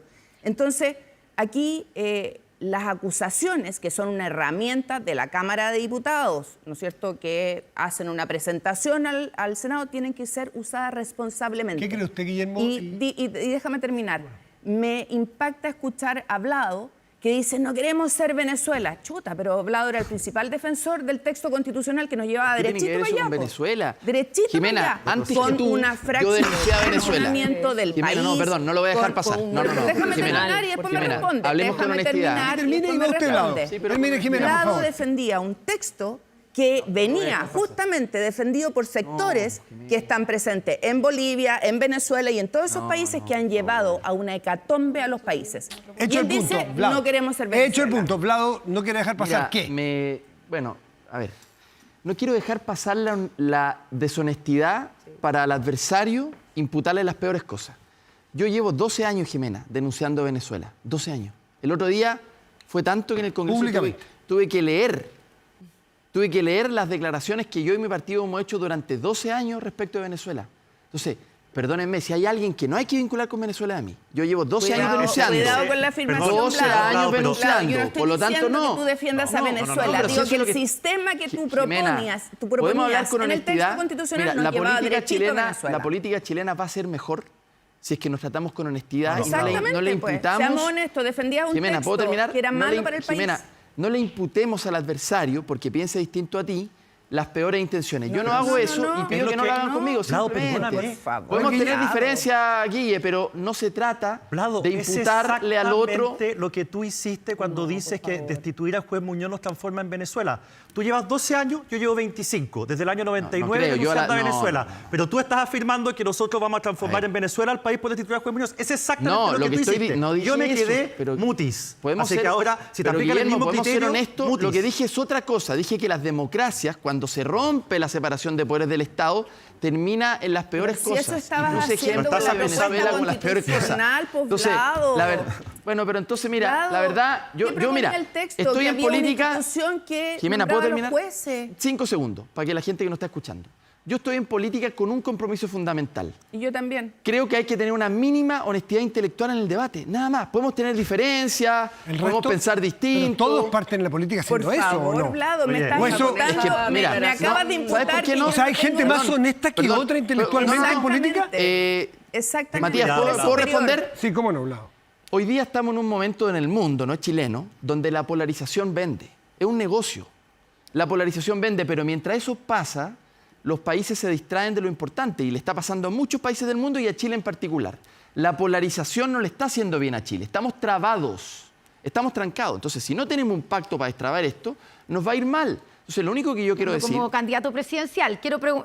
preguntarle, es que para que termine No, lo que solo, pasa es que solo el punto. mientras Vlado habla, Guillermo, yo no puedo dejar de imaginarme o de acordarme de Maduro levantando el texto constitucional de Chile en Venezuela y Ya, diciendo, pero esta es la bueno, constitución ya, que muchachos, Chile está bien, necesita. Y el vocero de ese Era texto eras Vlado. tú. No estoy diciendo que tú quieras eras el transformar a vocero, Chile en Venezuela. Venezuela. Pero lo que estoy diciendo es que a Maduro le Bueno, encantaba está ese bien. texto Mira, constitucional. estamos en frecuencias distintas. Esta Lo único que digo, semana- claro, yo estoy en otra, de verdad. Solo Es que, para- permítanme, Ya, estoy tú en otra. eres superior moral. Lo que es No, está bien, como Eso. ustedes quieran. Estamos en frecuencias distintas. Yo estaré mal, estaré equivocado, es posible, pero creo que la angustia de Chile nos tiene que poner en otra parada. Obvio, Pero bueno, Vlado, sí. eso es lo que estamos diciendo, bien. que los problemas que le importan a Chile son abordar el tema seguridad, abordar el tema salud. 77.000 personas murieron entre el 2022 y 2023. Sí. Nadie dice nada de eso. Bueno, pero por los lo- temas económicos y Sería bueno para empleo y Entonces, el tema Jimena, de dejemos de tener yo quiero que trabajo, rápidamente, sí, no Guillermo somos Ramírez, nosotros los que gobernamos, son coincide ustedes. con que el fiscal nacional debe dar más explicaciones de la que dio. Sí, sí. Mientras más aclare, más tranquilo nos Ya quedamos. no debiera dar un Mientras paso más al memoria costado, tenga. no debiera dar un paso al costado. Bueno, él dice que se inhabilita todas las causas que involucran a estas personas, pero yo creo que tiene que aclarar. Yo estoy de acuerdo con la senadora Rincón en que tiene que dar mayores explicaciones. Lo que no es discutible es que esta semana se cumplen 5 años del 18 de octubre y los minutos escasos que nos quedan me gustaría una reflexión de cada uno de ustedes de qué pasó, qué ha pasado con la distancia que nos da el tiempo. Vlado Mirosevic, ese 18 de octubre y el estallido social para usted. Yo creo que hay varias lecciones, ¿no? La primera lección es que esas demandas que estaban presentes ese día, que fue absolutamente transversal, esa gente que estaba en la calle ¿Sí? pidiendo mejores pensiones, pidiendo que los bingos no fueran lo que determinaran tu acceso a la salud, en fin, eso sigue presente en Chile. Pero yo creo que una distinción bien importante, la mayoría de Chile quiere un cambio tranquilo, quiere un cambio sereno, lo entiende gradual, no cree que se va a conseguir las cosas de un día para otro, pero tampoco cree que haya que mantener el status quo. Entonces creo que ahí hay una lección importante. Las como país. demandas del origen, ¿es lo mismo que el estallido de lo que ocurrió durante un tiempo No, porque el relativamente estallido es largo? un momento excepcional. Esto nos pasó a Chile y le pasó a más de 60 países en el mundo más o menos en ese periodo de tiempo. Es decir, son momentos excepcionales de gran convulsión, de gran desacuerdo y de desentenderse como sociedad, de desencontrarse como sociedad. Pero creo que la lección de fondo que hay que sacar ahí es que Chile es un país que quiere cambio, sigue queriendo cambio, pero que ese cambio tiene que ser tranquilo, tiene que ser gradual, tiene que ser en acuerdo. Por eso vuelvo para atrás. La idea de pacto, si Corea, Finlandia no llegaron a ser lo que son por casualidad, hay un pacto mínimo. Estaremos en desacuerdo en otras cosas, pero por favor paguémosle bien a las pensiones a nuestros abuelos, eso simplemente. Jimena Rincón, su reflexión. Mi 5 reflexión años. hoy día yo creo que está recogida hoy día por Sergio Ursúa en un diario de circulación nacional que dice que el gobierno tiene la pulsión de desmantelar todo lo que se hizo durante los últimos 30 años. Y yo creo que lo que el país necesita es que le den respuestas. Y ahí no necesitamos cambiar por otras cosas, sino que mejorar las que no se están haciendo bien. Y lamentablemente en cada una de las propuestas del gobierno, en ISAPRE, ahora en el FES, en la de recaudación tributaria, en todas siempre hay una reforma tributaria encubierta. Y lo que necesitamos es dar soluciones en el tema salud, en el tema educación, en el tema vivienda. 1 millón de familias sin vivienda, sin ese sueño que es tan anhelado. Y por lo tanto, hoy día van a haber muchos que van a tratar de vestirse de centro, que se van a olvidar de lo que hicieron hace algunos años atrás y que no van a poder captar lo que la ciudadanía de verdad quiere, que son certezas, respuestas concretas a sus demandas. Constanza Martínez. Yo me gustaría que pudiéramos dar un debate respecto a estos últimos 5 años con un nivel de profundidad que permita superar este tipo de desencuentros donde a ratos tenemos como una amnesia parcial y solamente se destaca el estallido delictual y no que esto no fue un estallido orquestado por un sector político, como se ha tratado de hacer durante el último tiempo. Lo que pasó ahí fue un malestar genuino que fue expresado muy transversalmente y donde hubo marchas de 2 millones de personas y donde tanto empresarios como políticos dijeron acá está mal repartido el chancho y por lo tanto tenemos que buscar mecanismos para que haya mayor igualdad y justicia. Y hoy día la política no ha sido capaz de resolver eso. Seguimos con pensiones de miseria, seguimos teniendo un problema de desfalco en un montón de nuestros espacios de derecho, hay falta de certeza, la gente le cuesta llegar a fin de mes y por eso yo lo que pediría es que ojalá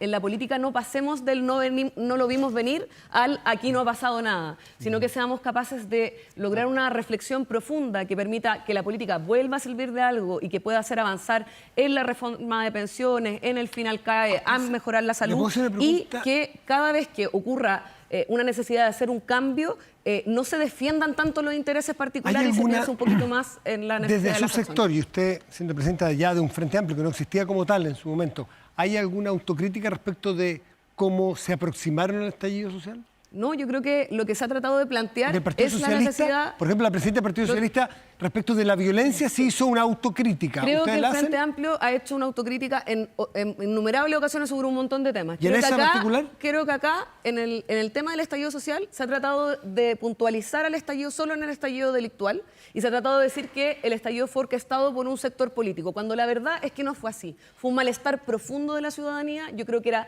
muy importante que nosotros ahí, durante todo nuestro periodo, trabajamos por conducir eso institucionalmente y en eso el liderazgo, por ejemplo, el presidente Boric fue muy clave y por lo tanto yo creo que acá lo que tenemos que hacer es tratar de hacer un análisis de cómo como política podemos resolver profundamente ese malestar que sigue vigente y que hoy día los casos de corrupción muestra que puede crecer aún más y por lo tanto si somos ciegos y no miramos con profundidad este problema puede ser mucho peor.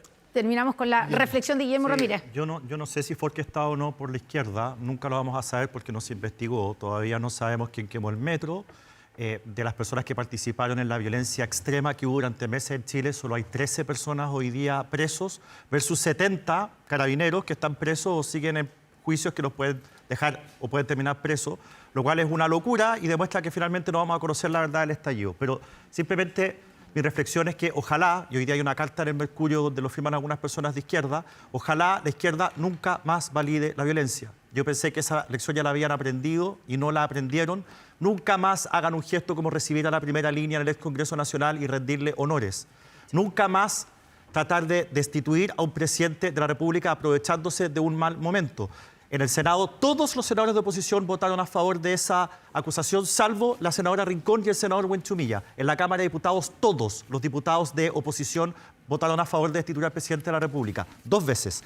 Entonces, ojalá que eso nunca más ocurra. Y la izquierda además encausó esto hacia procesos constitucionales que después quedó demostrado por plebiscitos que la gente no quería a través de soluciones que finalmente, respecto a ciertos temas, Pero que eso empeoraron... fue un acuerdo con todos los sectores políticos. Ya. Que empeoraron las cosas, y la mejor demostración, Connie, es que la Criteria, la Academ y la CEP muestran que hoy día los chilenos creen de manera muy mayoritaria que 5 años después estamos peor de lo que estábamos cuando se produjo el 18 de octubre. Nos tenemos que ir. Guillermo Ramírez, Jimena Rincón, Vlado Mirosevic, Constanza Martínez, muchas gracias por este debate de hoy. Vamos a una pausa, pero a la vuelta estará con nosotros el líder, ex candidato, no sabemos, suponemos. Vamos a preguntarle.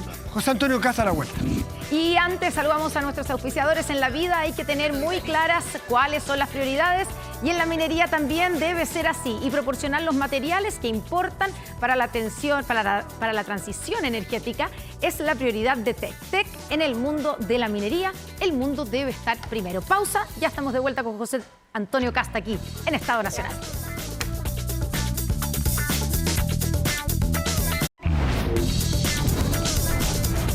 Entrevistas en Estado Nacional.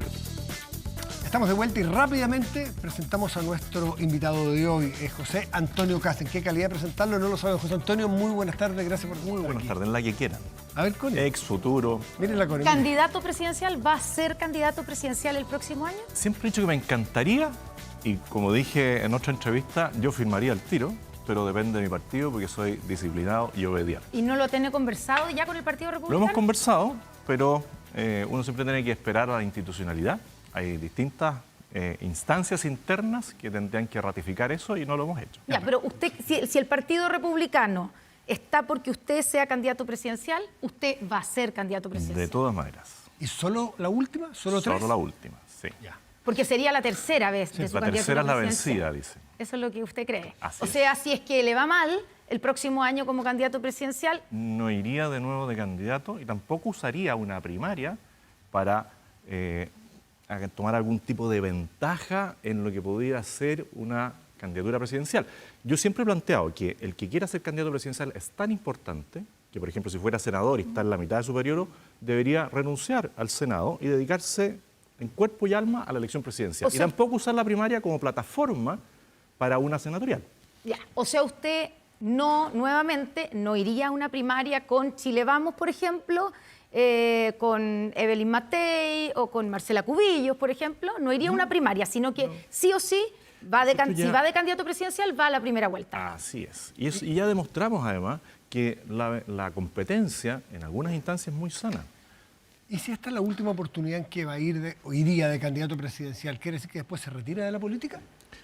Una cosa es no ir de candidato y otra cosa es retirarse. Pero ya no sería ni candidato a senador, ni candidato a diputado.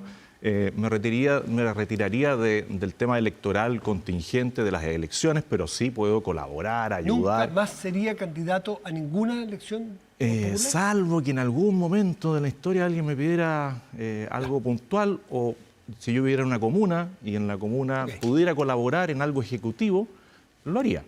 Pero en principio no, y tengo un pacto familiar. Va bien, esta semana acaba de ocurrir algo que es bien... ¿Tú tienes algo en tema antes? ¿No? ¿El tema de la acusación constitucional? No, quería preguntarle, bueno, pero Dale, antes de dale, pasar a la dale. acusación El pacto constitucional. familiar a lo mejor. No, Ya me no. comprometí en la familia no ser candidato No, quiero después del preguntarle, 2025. para que nos quedemos en la parte de la candidatura presidencial. Hernán Larraín Mate dijo que el liderazgo de José Antonio Caz se ha ido debilitando. Le quiero preguntar si usted comparte eso cuando uno mira las encuestas.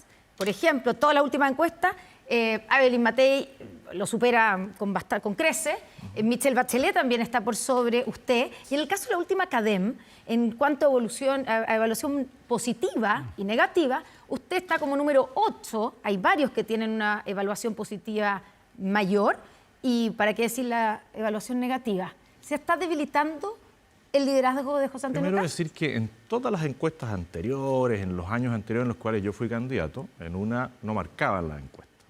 Quedaba debiendo porcentaje y logré un 7,93% y se abrió un camino para un sector político importante que se representa hoy día en Republicano. En la segunda candidatura, a 3 meses de la elección, iba a quinto, creo. ¿Ah? Y los comentarios de los analistas políticos eran los mismos. Creo que Hernán Larraín incluso fue candidato. Sí, fue candidato a la convención ¿Sí? y salió en gran parte gracias a Tere Marinovich, porque sacó una votación tan grande que arrastró a otros. Nosotros hacemos la pega, no nos dedicamos a los comentarios. Nosotros ya estamos haciendo una pega que creo que nos va a dar un buen resultado. Yo estoy optimista del resultado del 26 y 27 de octubre y también del 24 de noviembre, que es la segunda vuelta de los gobernadores. Estoy muy optimista. Hacemos la pega, nos preparamos para esto, no nos digamos a comentar. Ya, pero su y hay liderazgo, agoreros, pero me imagino que usted mira las encuestas, las tiene que mirar. Sí, ¿Cómo explica usted? salen publicadas, ¿cómo ustedes las explica publican, usted? El todo el mundo. candidato con mayor nivel de rechazo según la última CEP. 50% de rechazo. ¿No le preocupa eso como candidato? No. ¿A qué se lo atribuye? A analistas y comentaristas que se dedican a hacer caricaturas de nosotros.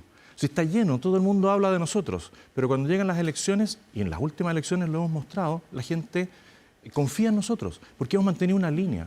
Cuando los otros miran las encuestas y votan de acuerdo a las encuestas, nosotros decimos, ¿es bueno o es malo lo que van a votar según lo que dicen las encuestas? Si es malo, como eran los retiros, lo votamos en contra. Si es malo, como las 40 horas, lo votamos en contra, y las encuestas decían que era grito y plata. El royalty, malo.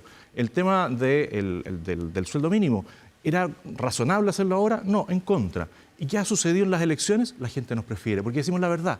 Muchas veces los políticos dicen, la verdad es que, y ustedes se fijan en el bloque anterior, todos hablan, es que la verdad es que, siempre es lo mismo. ¿Y a qué atribuye que Evelyn Matei lo supera permanentemente en las encuestas? Bueno, ha sido una buena alcaldesa, ha sido exitosa, tiene una presencia mediática importante. ¿La gente valora su gestión? Sí, pero esto tiene que medirse en 1 año y 2 meses más. Y ahí veremos quién llega a la segunda vuelta. Esto queda archivado, queda grabado, si se quiere. ¿Cuáles son las expectativas del Partido Republicano para las elecciones que se avecinan?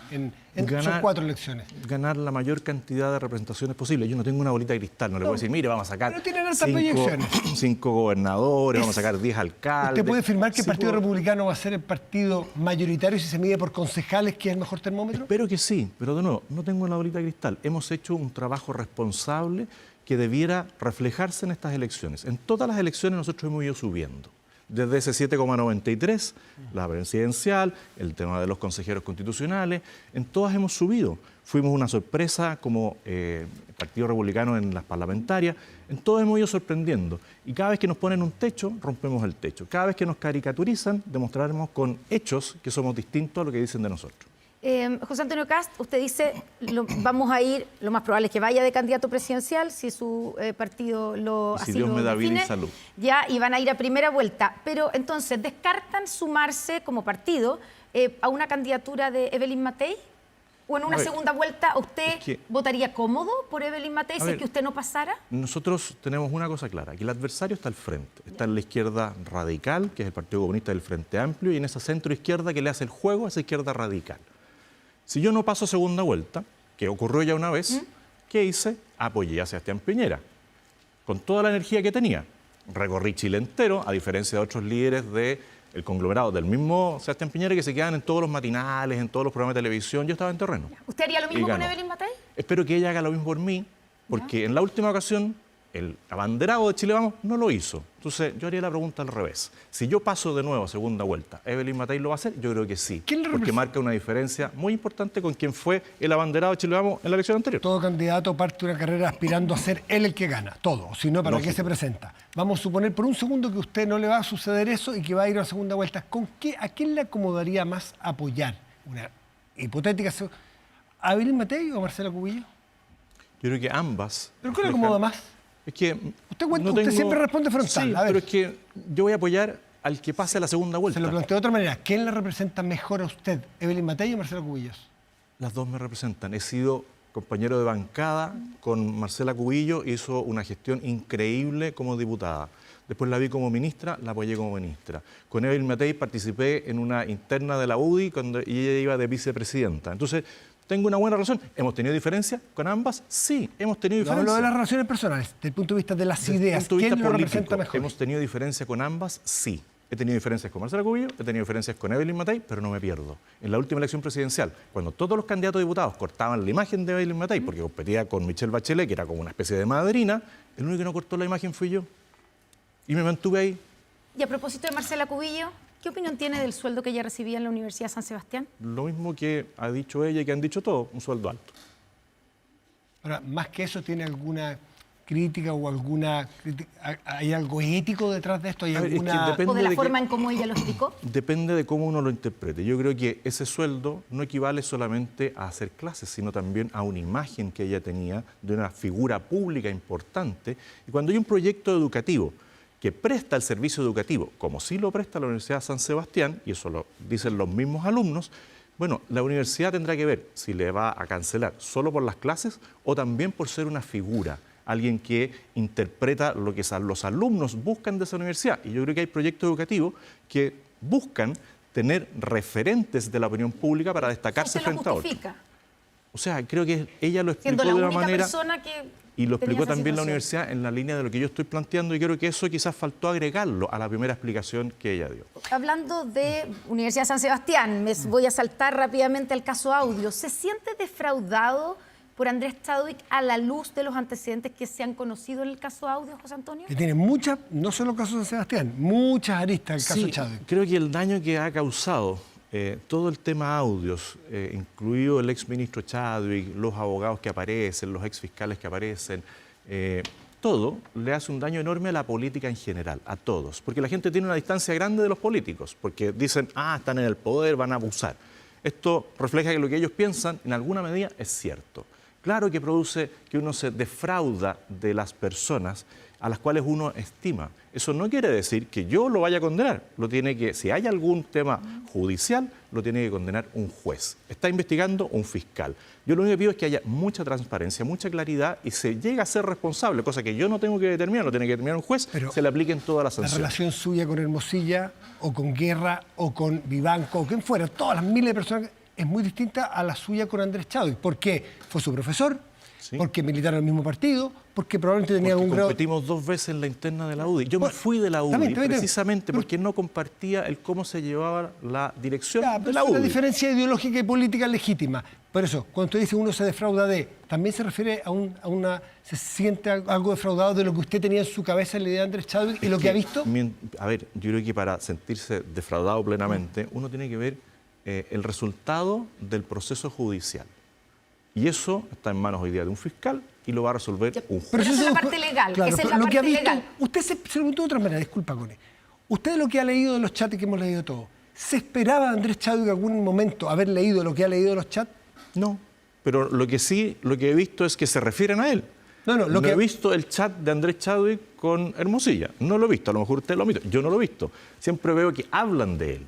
Si yo fuera él, yo habría transparentado todo. Creo que era lo más rápido, lo más eficiente, lo más directo. Me habría querellado igual contra los que me insultan o los que me agreden, si es que el tema era pertinente. Pero yo habría entregado todo. Decir, mira, aquí estoy. ¿Y usted cree que él, porque si usted se refiere a la parte legal, eso lo está viendo la Fiscalía y lo tendrá que jugar la justicia? Pero en la parte política, ¿usted cree que él debiera salir a explicar su rol? O sea, yo lo habría transparentado, pero lo mismo le pido al presidente de la República. Si en el caso Procultura, nosotros lo que hemos dicho en estos días es que el presidente de la República dé la cara. Si su expareja estaba contratada por Procultura, su amigo Antes de ser personal... ¿Debe ser presidente? Da lo mismo si las cosas se concatenan. Es como que ahora dicen, oye, ¿y le habrá escrito Larraín a Boric para acelerar el proyecto de Magallanes que potenció el gobernador Flies? Bueno, yo espero que el presidente dé la cara. Entonces, así como le digo, en el caso de Andrés Chadwick, ojalá muestre todo. Pero ojalá... es comparable, estamos hablando, hemos visto una cantidad Pero de información donde aparece el nombre de Andrés Chadwick, Aquí reuniones... se ha jugado con la salud mental de las personas a través de Procultura. Ahí está Claudio Rego, que le entrega 1.600, 1.300 millones a Alberto Undurraga, Larraín. Flies, que le entrega otros tantos. En un proyecto Mundaca, que le Claudio entrega Rego ha otros salido tantos. a Y yo se explicar lo y a defender. cuestioné tan pronto supe, igual que le cuestioné los fondos que entregaba para el tema de la migración. Sí, aquí la plata que manejan los gobernadores es muy alto el fondo y lo han mal utilizado. Y aquí hay 3 gobernadores que están, entre comillas, bien evaluados, que es Orrego, Mundaca y Flies, todos callados. les han incautado los celulares a los gobernadores. Algunos de ellos. A Mondaca, a Flies, y no sé por qué no se lo han incautado a Orrego, si es que ya no se lo incautaron. Y 15 meses después se lo incautan al que multiplicó de 300 millones a 3.000 millones los aportes que recibió Procultura. Si eso es una vergüenza. A ver, en función del tiempo que queda, porque podríamos profundizar ello, pero vamos con el tema de la acusación constitucional. ¿Es una nueva derrota para el Partido Republicano? Y digo nueva derrota o nuevo revés. ¿Por qué nuevo? Porque cuando ya ganaron en el segundo periodo constitucional o de la convención, ustedes eran supermayoría y no lograron que se aprobara con el proyecto que ustedes tenían la llave maestra. En esta acusación, ¿sienten que fueron derrotados? No, fueron derrotados los chilenos. Sí, la pega no la hacen. Cada vez que el presidente sale a decir, estamos haciendo la pega, se autoaplaude. La pega no la están haciendo. O sea, cuando Monsalves va pero a ¿por qué Guara... entonces no estuvieron los Porque fue votos una para votación aprobar política su... donde los diputados todos coincidieron. Aquí era una cosa increíble, al lado de Milosevic decía, estamos mucho peor, este es un problema del Estado, falta de músculo. Perdón, es un problema de gestión, de carácter, de voluntad, de coherencia con lo que dicen. Y si los argumentos, como usted dice, estaban para acusar constitucionalmente a la ministra Toá, pero no estuvieron los votos, ¿en qué fallaron? Hicieron algo mal. Hay que preguntarle a los dos diputados de Bópoli, hay que preguntarle al diputado de la UDI, hay que preguntarle a los otros diputados. Acaba de decir aquí Guillermo Ramírez y quiero preguntarle. Pero todos argumentaron de que había un desastre en la seguridad nacional.